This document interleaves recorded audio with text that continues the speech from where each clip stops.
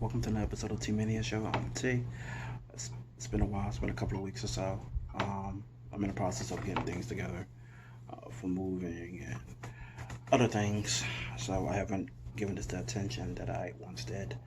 Um, I am hoping when I do move, I can give it the full attention again and maybe boost up the production a little bit. I mean, I'm not really a frills and drills type guy, but um, I could do a lot better, make it look more presentable, I should say. Anyhow, I'm only gonna be here for a little bit, and I mean that this time. I just want to do two short reviews, and the two short reviews are Falcon and the Winter Soldier, or I probably should say Captain America and the Winter Soldier, and the new Mortal Kombat movie. So it's gonna be real quick.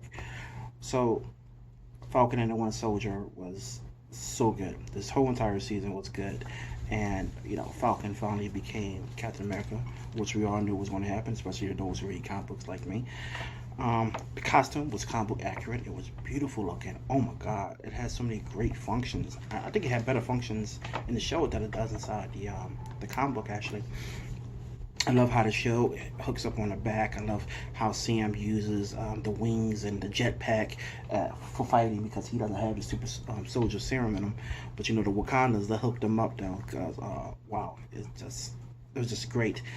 Sam himself was fantastic this season. This episode in particular, not just with the fighting, his speeches, his speech to the senator, his speech to other folks in general. But it was just so beautiful, so beautiful. The thing that got me, that really put me in some feelings was his interaction with him as Isaiah. Their conversations throughout the season, but the final episode, what Sam did for Isaiah, I mean, that really got to me. That was a beautiful thing, and seeing Isaiah being proud of Sam becoming Captain America. You know what I'm saying? That was, man, that was some shit. That was some good shit. Okay, Bucky was awesome inside this too. John Walker stepped it up. Seeing him and Bucky kind of being cool together was different, and of course John Walker fully becoming the U.S. agent, the one we know from the comic books at the end of the show was awesome, even though it's the same costume but painted black, it still was awesome. It's great to see, he was happy and proud. um, I forget the main bad guy name, the red hand group leader, her. And maybe because even though I liked them, I did not love them as uh, the main villains. But I did like them, and I think her name was Cardi. Anyway, yeah, she did a great job, and seeing her go was, I don't know, she did a great job. Who else did a great job? Sharon Carter, aka the Power Broker. We all knew that she was gonna be the power broker. It's weird. I don't know. I still think there's gonna be a switch maybe when the movie come out, because now we're hearing they having a movie, a new Captain America movie. But maybe there's gonna be like a switch. Maybe she's gonna be a Skrull or something. I just can't see Sharon being this way. Something's not right. Doesn't, I don't know.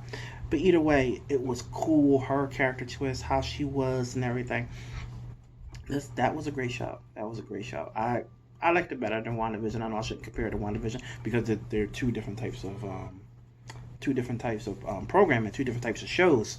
Even though they under the same umbrella and they based inside the same world, they're two different types of shows. It's like night and day. But Falcon and the Winter Soldier was some good stuff.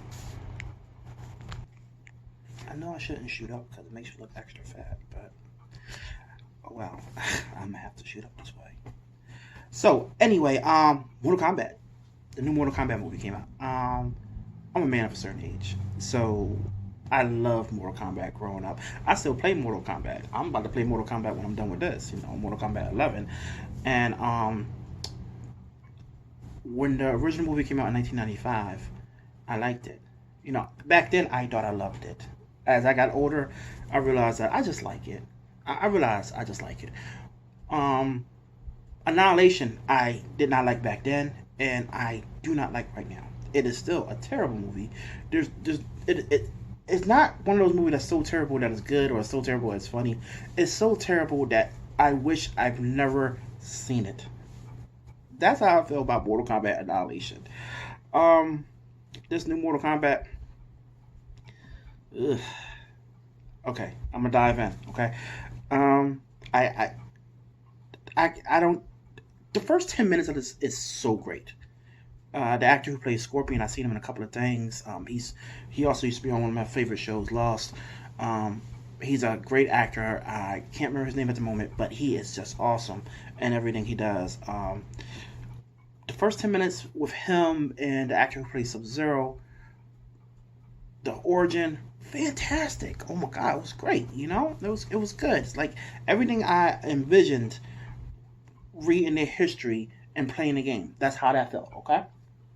I even watched the animated movie, one that came out. I think it was last year. Mortal Kombat Scorpion's Revenge, I believe it's called, or Sub Zero's Revenge. One of them. Um, but anyhow, it was good. Once it left that part of the world, it became it became something else. It did not feel like Mortal Kombat to me. It really has. It really didn't feel like Mortal Kombat to me. It just felt like an action movie that may have some Mortal Kombat properties. Okay. Um, Liu Kang didn't feel like Liu Kang. Any version of Liu Kang. Sonya. Um, Jax. Who else was in that? Kano. Shang Tsung, who was extremely weak. And I like the actor who plays Shang Tsung. I like him in other things.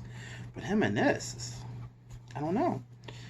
Anyway, yeah, so this movie I feel had a lot of problems, and I think one of the main problems was the lead character, who was a made-for-movie character. He's not inside of any Mortal Kombat games that I played before, and he's a drag, like seriously. And I've seen him in other things too.